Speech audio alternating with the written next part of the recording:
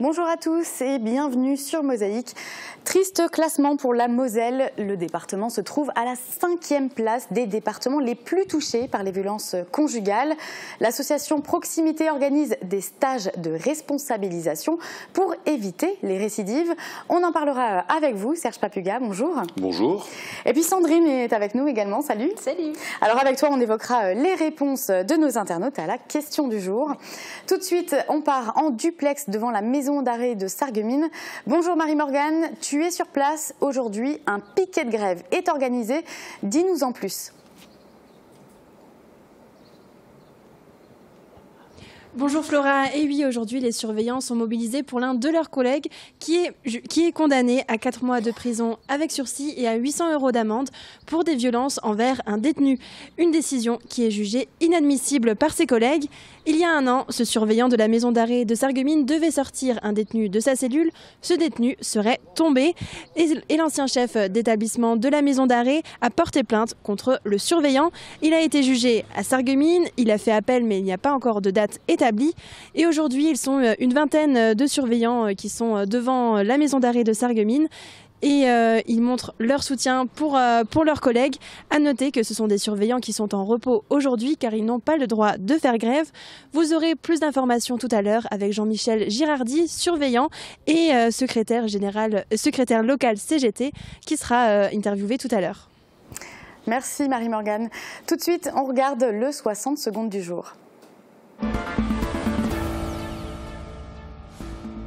Avenir du TGI de Sarreguemines, la députée satisfaite. Lettre de la ministre de la Justice en main, Nicole Triss est aujourd'hui en mesure de confirmer que la Cour d'appel de Metz ainsi que les tribunaux de grande instance de Metz, Sarreguemines et Thionville seront maintenus avec leur président et leur procureur.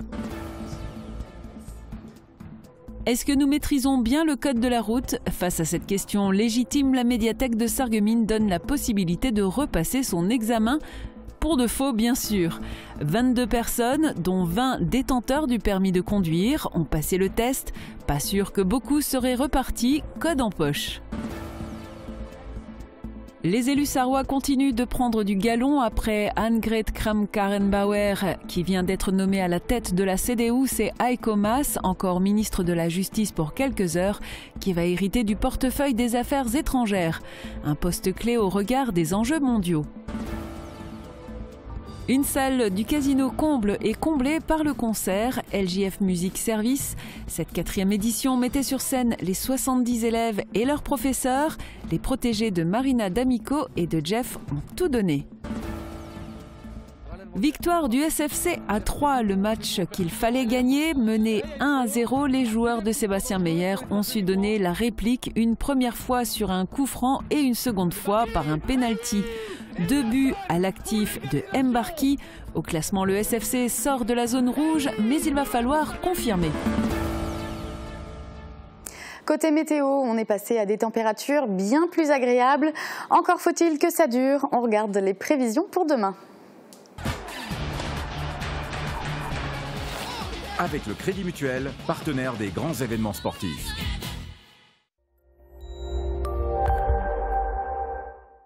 Pour demain, l'ambiance se rafraîchit, les nuages seront nombreux et des averses viennent ponctuer le déroulement de la journée. Le vent provoquera des rafales jusqu'à 50 km/h. Il aura aussi pour effet de ramener un air plus frais qui sera ressenti dès le petit matin avec des minimales de 4 à 6 degrés. Les maximales ne dépassent plus les 7 à 9 degrés. Demain, nous sommes le mardi 13 mars et nous fêtons les Rodrigues. Le soleil nous accompagnera de 7h48 à 18h34. Je vous retrouve dans un instant pour la suite de l'émission.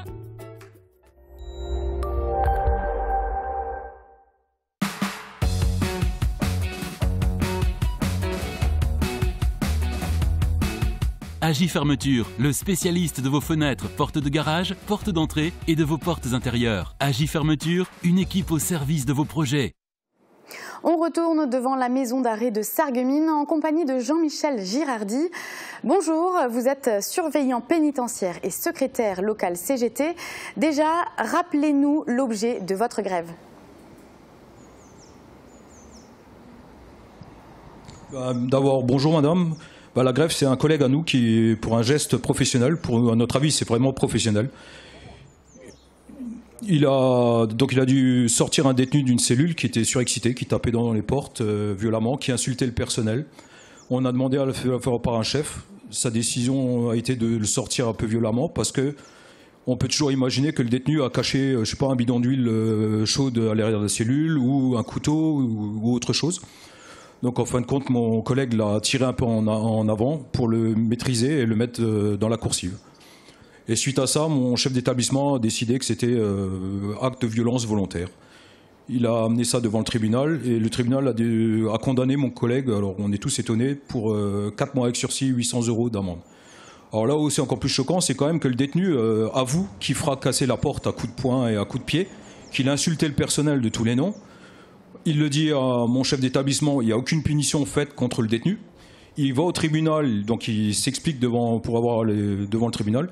Et devant le tribunal, il redit la même chose, qu'il a tapé dans la porte, qu'il a insulté le personnel. Et tout le monde cautionne le fait que c'est normal. Enfin, c'est logique qu'un détenu maintenant tape dans une porte et insulte le personnel.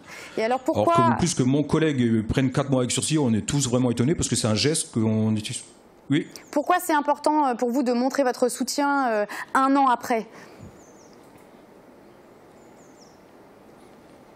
Ah bah parce que ça paraît... mon collègue a été condamné qu'en novembre, hein, donc entre-temps il y a eu les mouvements que vous connaissez, ou trucs. Et donc le geste de mon collègue peut arriver à n'importe qui. C'est un geste professionnel pour nous, donc c'est... je dis pas que c'est courant, mais à partir du moment où sur 100 détenus, il y en a toujours 1 ou 2 qui sont un peu bizarres, s'il faut intervenir, il faut intervenir. Donc on comprend pas pourquoi notre collègue a été condamné, quoi. Et alors tout ça, ça pose la question de votre sécurité. Qu'est-ce que vous espérez suite à la grève d'aujourd'hui ?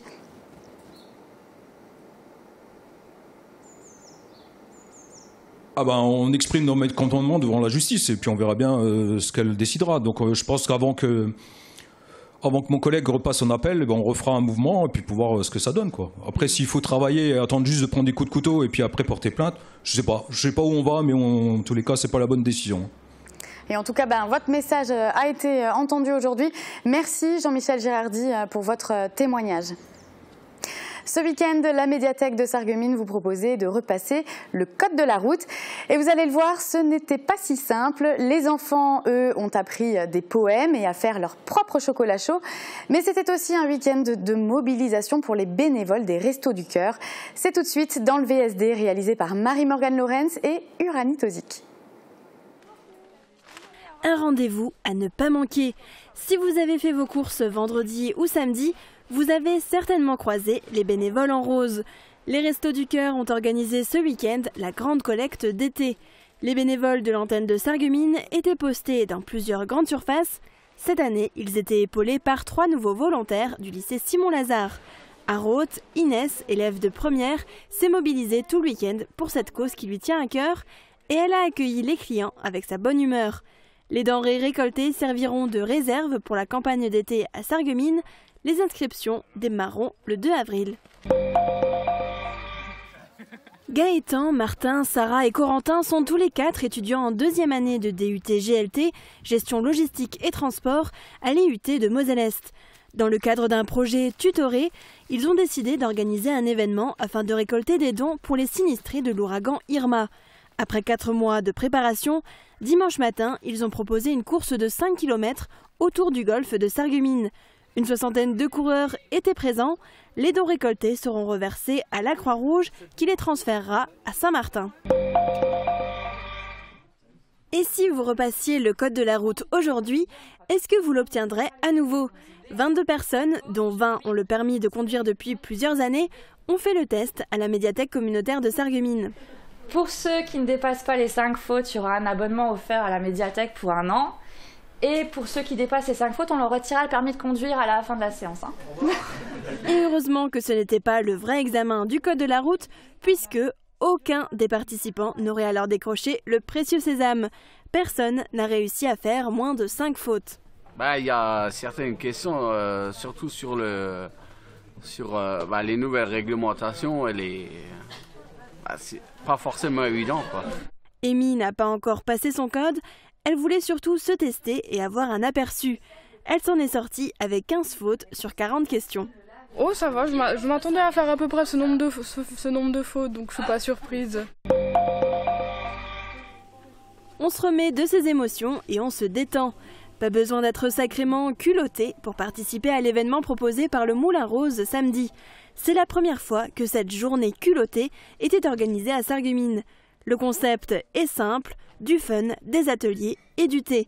Les femmes ont pu profiter des services de différents prestataires au Brie d'Hôtel, coiffure, maquillage, massage, soins des mains et une photographe pour immortaliser ce moment. Les ateliers étaient gratuits, une jolie initiative pour se relaxer et se faire chouchouter. Bienvenue à tous à la Casa de Sarah. Merci d'être venus aussi nombreux ce matin pour boire un verre, pour baptiser un petit peu ce petit local. La Casa de Sarah a déjà ouvert ses portes à Oulvin, mais son gérant Claude François ne l'avait pas encore inauguré officiellement. C'est désormais chose faite. Dimanche, il a convié famille, amis et collaborateurs pour un brunch. Sa pizzeria rencontre déjà un grand succès. Après Visvillers, il a déménagé dans un espace plus grand, pouvant accueillir jusqu'à 90 couverts. Et c'est sans compter les tables qui seront bientôt installées sur la terrasse pour la période estivale. L'après-midi, c'est l'heure du goûter. Une bonne odeur de chocolat chaud a envahi le musée de la faïence. 10 petits apprentis cuisiniers ont enfilé leur tablier et placé leur toque de chef sur la tête. C'est parti pour l'atelier en compagnie de Margot et Jessica. Chacun a râpé une tablette de chocolat. Les enfants se sont succédés derrière les fourneaux pour ajouter les différents ingrédients dans la casserole. Ils l'ont enfin fait mousser avant de pouvoir le déguster. La première pêche de l'année au grand étang de la Brûle s'est malheureusement déroulée sous la pluie. Les fines gaules de la Brûle à Houndelin ont organisé une pêche libre. 120 kg de grosses truites ont été déversées. Une joie pour les pêcheurs, notamment Jonathan, venu de Quescastel. En moins de 2 heures, il comptait déjà de nombreux poissons dans son filet. Le 18 mars sera organisée une après-pêche avec les poissons qui sont restés dans l'étang. A noter également que le petit étang de la Brûle est dès à présent ouvert tous les week-ends, de 8h à midi. L'alvinage se fait devant le pêcheur. À quelques kilomètres de là, on se réchauffe dans la salle des sports de Vousvillers. La Cave, l'association communale d'animation, a organisé sa traditionnelle bourse aux jouets. 60 exposants se sont partagés les 300 mètres linéaires. L'occasion pour eux de faire de la place dans les armoires des enfants et pour le public de faire de bonnes affaires et de repartir avec des nouveaux jeux et des vêtements.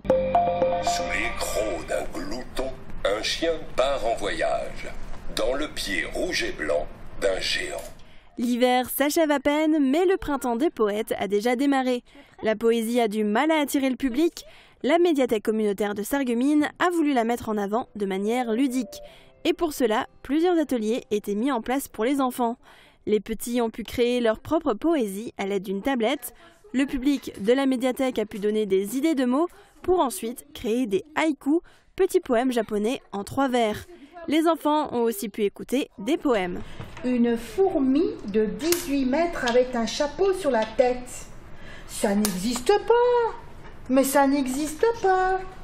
Une fourmi traînant un char plein de pingouins et de canards, ça n'existe pas.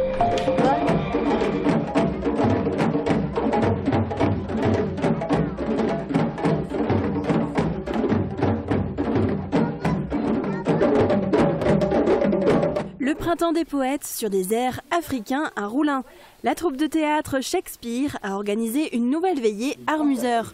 Au programme de cette soirée sur le thème de l'Afrique ardente, du djembé avec le groupe Calan, de la bonne humeur avec l'association Partage Cameroun, mais aussi des contes, du chant et de la poésie.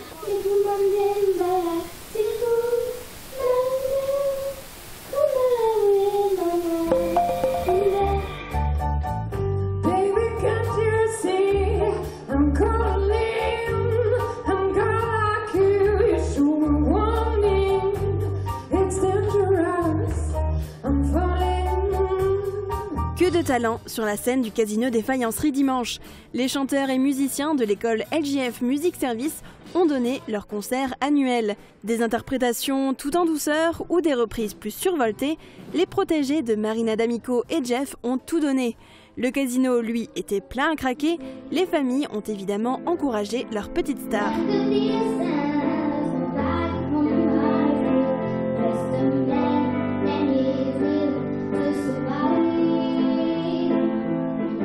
En En déplacement à Troyes ce week-end, le SFC revient avec les points de la victoire. Le club sort de la zone rouge, mais il reste 11 matchs à jouer et beaucoup de points à gagner pour espérer le maintien. On regarde le résumé de la rencontre. Allez, c'était la première mi-temps avec le numéro 9, très dangereux. Ce numéro 9, Tian, qui se retrouve seul face à Guillaume Capa. Première occasion de Tian, repoussé. Ça fait qu'il faut les efforts. Attention, c'est de nouveau. Et c'est l'ouverture du score à la 14e minute par le numéro 9 qui avait loupé la première occasion. Voilà, et là on va avoir une relance interceptée par le milieu de terrain, de nouveau Sissako. Tian, toujours lui, vraiment très remuant dans cette défense, qui va aller chercher son coéquipier numéro 11, très altruiste, peut-être trop altruiste, Mbemo, et avec un retour de Nico Schwartz. Touche de Hakim Abdallah, déviation, et encore une fois le numéro 11 Mbemo qui va se présenter face à Guillaume Capa qui a la main ferme, main gauche ferme. Et là on va voir le centre, premier centre côté sarregueminois de Mohamed Assou sur Mehdi Ouada, trop petit malheureusement pour lui pour pouvoir ajuster sa tête. Ryan Mangère, qu'est-ce qu'on va faire? Allez, on cherche Sédou en percussion, et là il y a faute. Et là il y a une faute. Ah, deuxième coup franc dangereux pour les sarregueminois. Hassan Embarki. Eh oui Hassan, pour l'égalisation. Je vous le disais, les coups francs au 20 mètres, c'est pour Hassan Embarki et son pied droit. Brian Babit à la récupération. Allez Brian, attention. Oula, et là il y a un pied. Alors là il y a un jeu dangereux. J'espère que ça sera qu'un jaune. Ouais. Voilà. Ce sera un carton jaune pour Brian Babit. Hassan Embarki, il y a Guillaume Brice dans l'axe. Il y a Sédou Simpara également. Hassan Embarki qui provoque. Et là il y a penalty. Et là il y a penalty. Eh oui, c'est juste.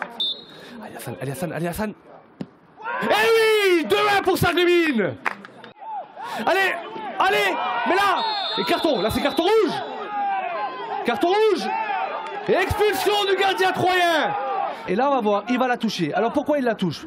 Et il la touche. Eh oui, il la touche. Donc du coup, on considère qu'elle est jouée. Et le juge de touche, bien entendu, il laisse jouer. Et là, la faute, elle est immense. Je pense que ce soir on a fait un match solide. C'est pas encore flamboyant. Je pense que dans le jeu on peut encore s'améliorer, mais on a fait quelque chose. On a quand même bien maîtrisé la deuxième mi-temps. Je pense qu'on est récompensé de notre bonne deuxième mi-temps. Mais je suis vraiment content pour les joueurs parce que ça fait 2 victoires consécutives à l'extérieur. Je pense qu'on fait un petit bon classement qui va nous faire du bien. On va regarder ça. Voilà, on a un 3e déplacement consécutif à Erstein la semaine prochaine.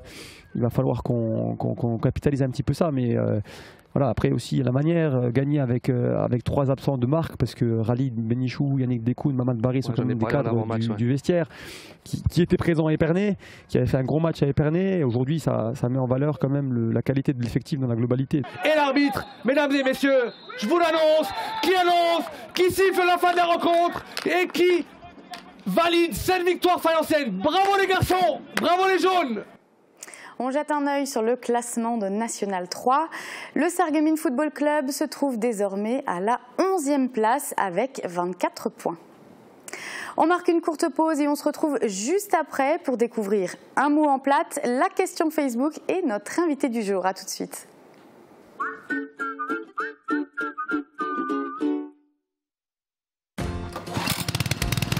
Le printemps, c'est pour bientôt. Il est temps de s'équiper. Toute l'équipe des établissements Jean Klein vous présente ses nouveautés à l'occasion des portes ouvertes à Sarreguemines.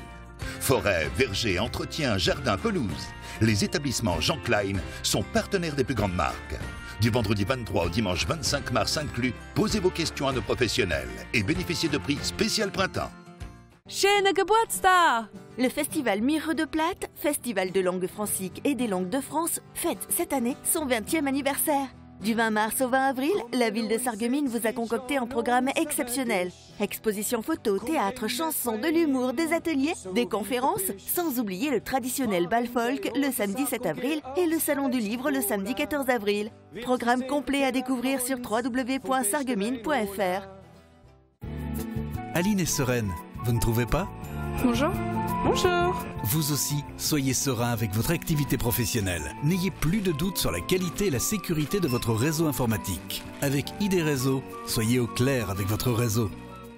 Les cloches du hameau chantent dans nos campagnes Et ça qui chante bien, hein? C'est de la bombe, bébé.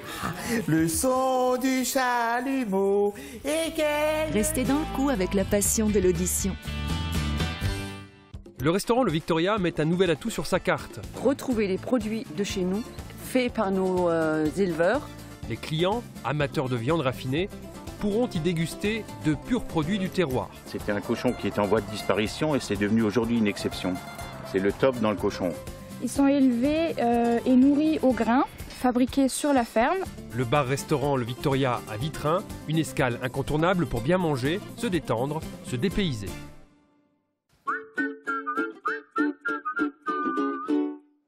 Le compte à rebours continue de défiler. Nous sommes à J-8 avant le début du festival Miret de Platte.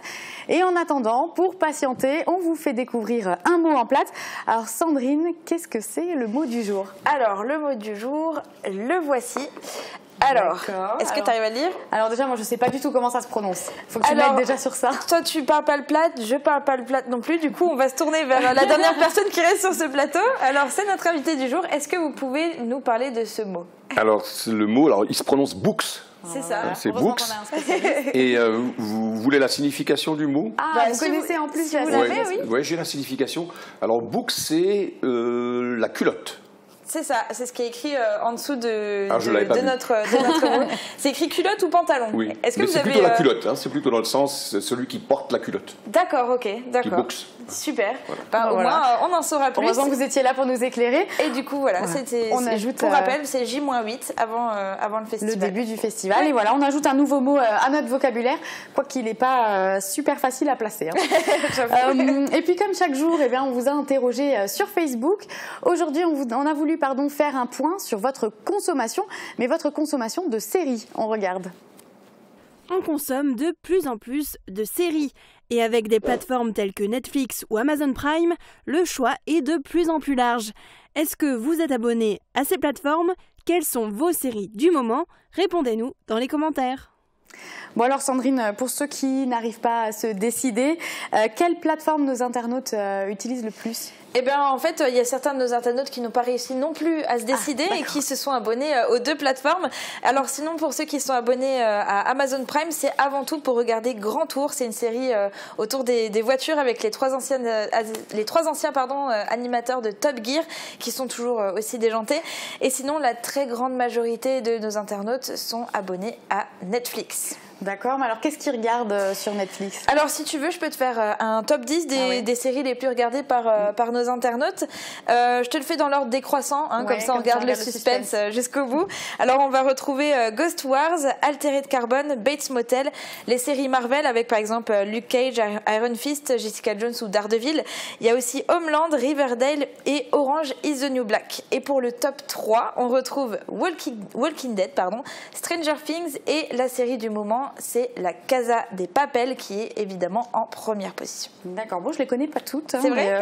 Alors toi t'es dans quel team alors? Moi je suis complètement team Netflix et justement j'ai vu pas mal de ces séries du top 10 que je viens de te citer. Ouais. Ah ouais d'accord, ok, merci Sandrine. Avec plaisir. Alors Serge Papuga, il y a un autre top dans lequel par contre on n'est pas très fiers de figurer. La Moselle, on l'a dit, est le 5e département le plus touché par les violences conjugales. Alors il y a plus de femmes victimes de violences conjugales que d'hommes, mais il y a aussi des hommes victimes. Alors déjà concrètement, qu'est-ce que c'est qu'une violence conjugale? Est-ce que c'est forcément physique? Alors, ce qu'il faut savoir concernant les violences conjugales, c'est qu'il existe 5 types de violences et je vais vous les donner par ordre d'apparition généralement. Alors la première violence, c'est la violence verbale. C'est une violence qu'on connaît tous. Elle est coutumière, elle devient problématique lorsqu'elle est répétitive. Ensuite, nous arrivons sur les violences psychologiques. Et les violences psychologiques, c'est tous ces comportements qui sont des comportements dégradants envers l'autre personne et qui font que la personne commence à perdre confiance en elle-même, se pose des questions et n'arrive plus à vivre normalement sa vie. Le troisième type de violence, et c'est les violences celles qui sont le plus souvent répercutées et celles dont on fait l'écho dans la presse, ce sont les violences physiques. Donc violences physiques, avec toutes les conséquences que ça peut entraîner. Ensuite, quatrième type de violence, ce sont les violences économiques. On en parle moins, mais elles existent et elles sont difficilement supportables pour la personne qui effectivement en est victime. Et enfin, le dernier type de violence, ce sont les violences sexuelles.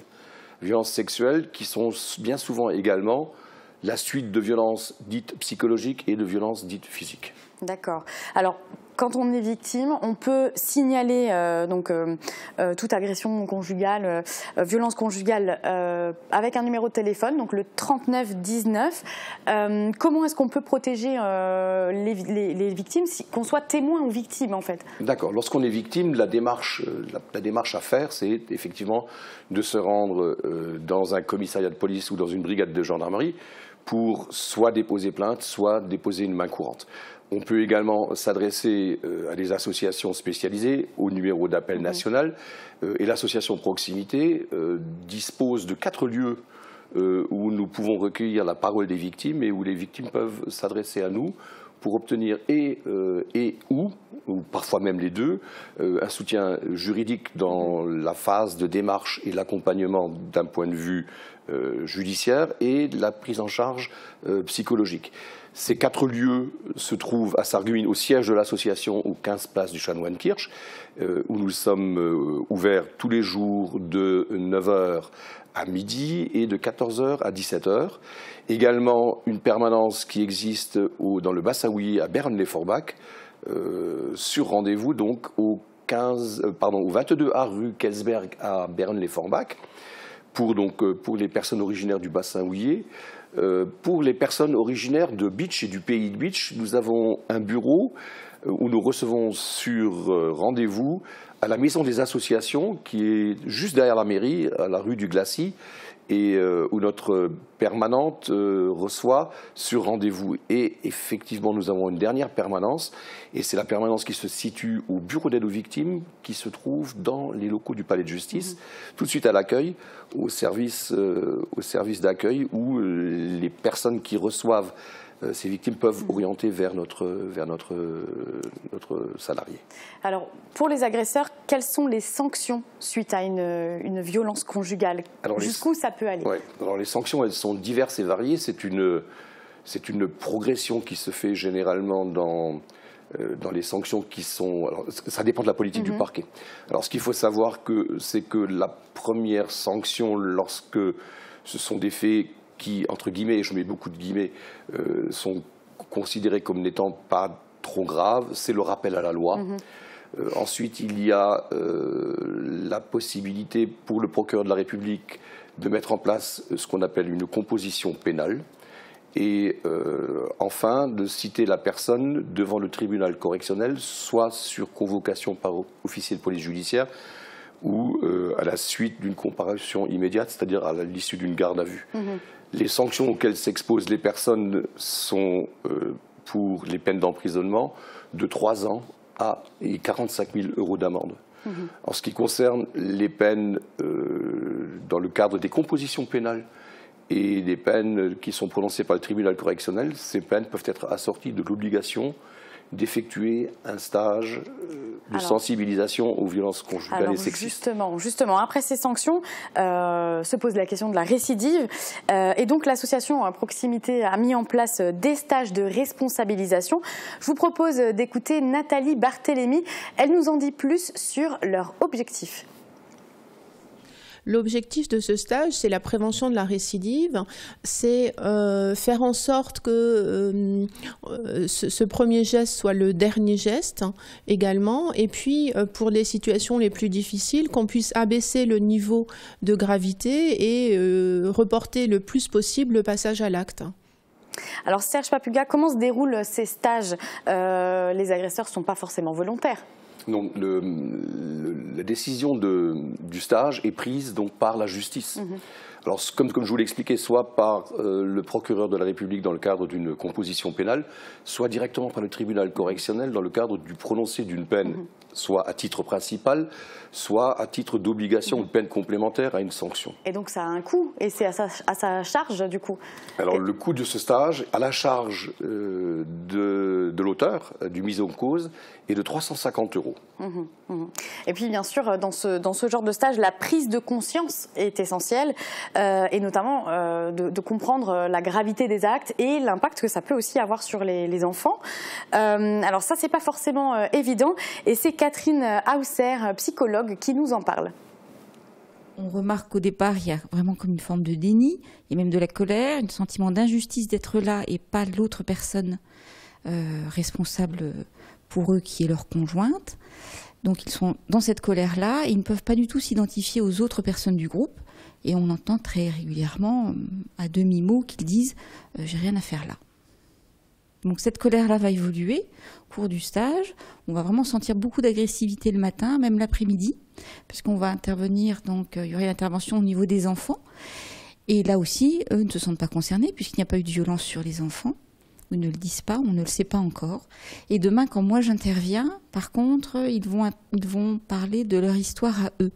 Ce qui va me permettre de voir effectivement les hommes qui sont violents et les hommes qui ont des actes de violence, qui est tout à fait différent.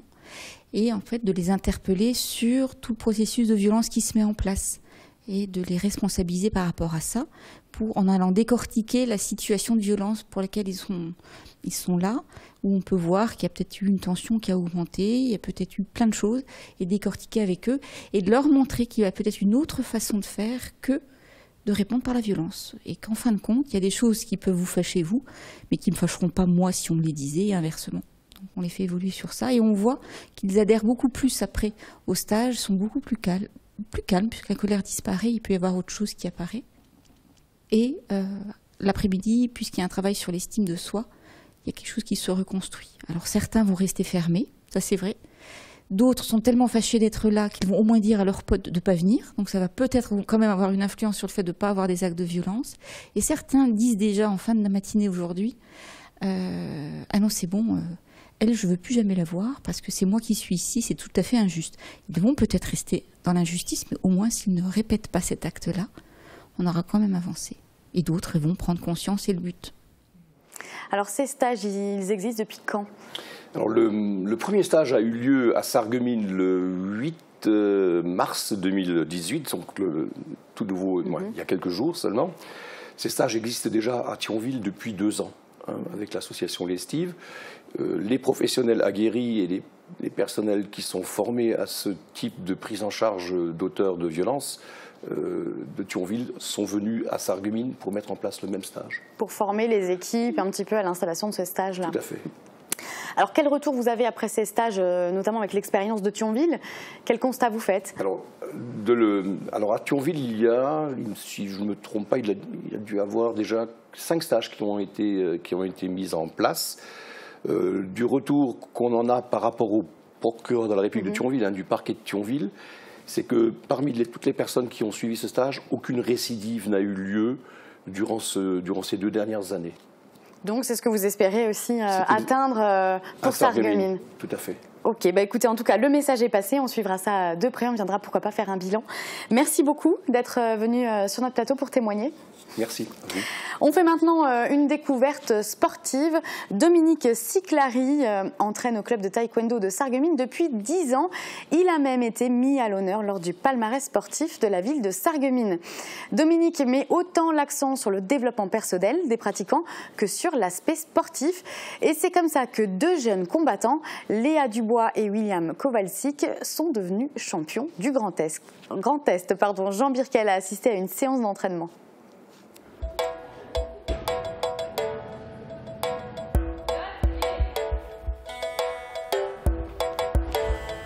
Je suis Dominique Siclari, entraîneur du club taekwondo de Sarreguemines. Pense à bien lever le genou, pivote bien sur le pied d'appui et essaie de bien toucher, d'accord? Je suis ceinture noire, 4e dan. Ça fait 10 ans que je suis entraîneur au sein du club. Merci, allez c'est parti. Viens ici. 1, 2, 3, 4, 5, 6, 7, 8, 9, 10. J'ai commencé les arts martiaux par l'étude de l'aïkido. Ça fait bientôt 18 ans que je pratique. Donc l'aïkido, j'en ai fait une douzaine d'années. Taekwondo, je suis à ma 18e saison. Ça m'a apporté un certain équilibre. Donc au début, c'était plutôt une manière d'apprendre à se défendre. Et puis après, au fur et à mesure de la pratique, découvrir des choses. C'est devenu vraiment un art de vie, une discipline de vie. Tant sur le plan sportif, sur le plan hygiène de vie, sur la nourriture, etc. La façon de connaître son corps, apprendre à respecter le corps, à écouter le corps. Et c'est ce que j'essaie de faire tous les jours. Ici, tous les deux, Chumsugi. Ici, léger, hein, juste pour avoir la cible. 10 fois montant 1, 2, 3, 4, 5, 6, voilà, 8, 9, 10. 10, cap. On va là-bas et on inverse. Flo. Envoie, Florence, envoie, Florence, envoie, Florence. Voilà, c'est bien. Tends les bras, tends les bras, tends les bras, tends les bras. Descends bien si possible, Olivier. Voilà. C'est bien, c'est bien, c'est bien, c'est bien. Allez, Olivier. Quand j'ai vu le bienfait que ça commençait à m'apporter, je me suis dit ça peut être intéressant d'apporter ça aux autres aussi, tu vois. Et donc pour moi c'est une discipline pour l'esprit par le corps, tu vois. Et c'est quelque chose qu'avec les autres entraîneurs on amène ça à nos jeunes. Et parfois ce qui est intéressant c'est quand tu as des parents qui viennent et qui nous disent ouais depuis que mon jeune il est chez vous, alors soit je le trouve plus calme, plus sûr de lui, plus serein, plus confiant. Même souvent parfois à l'école ça va mieux, etc. Tu vois, au départ tu dis je viens, je vais leur entraîner, je vais leur apprendre à mettre des coups de pied, des coups de poing, etc. Avoir une discipline. Et tu vois que cette discipline, cette motivation qu'ils acquièrent à l'intérieur du dojo pendant la pratique, tu vois qu'ils arrivent à le retranscrire à l'extérieur. Tu te dis voilà, c'est gagné, tu vois.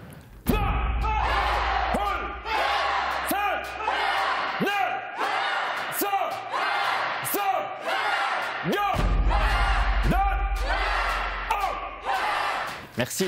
Et bon, un coup, file indienne, hein, propre pour la mise en place des plastrons. Yo, bam, Dolio. J'ai ici, boum, il avance, bam, Dolio Chagi. Allez, c'est parti, au boulot.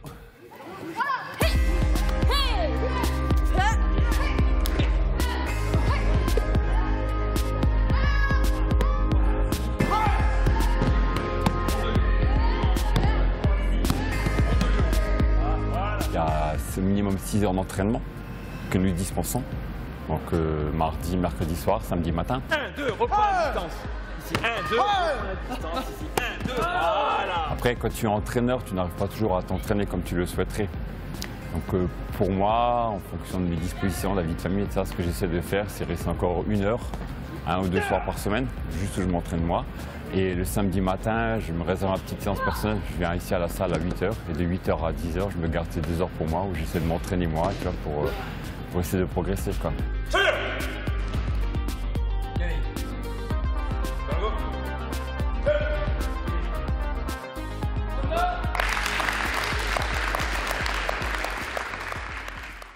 Voilà, c'est la fin de cette émission. Merci de l'avoir suivi.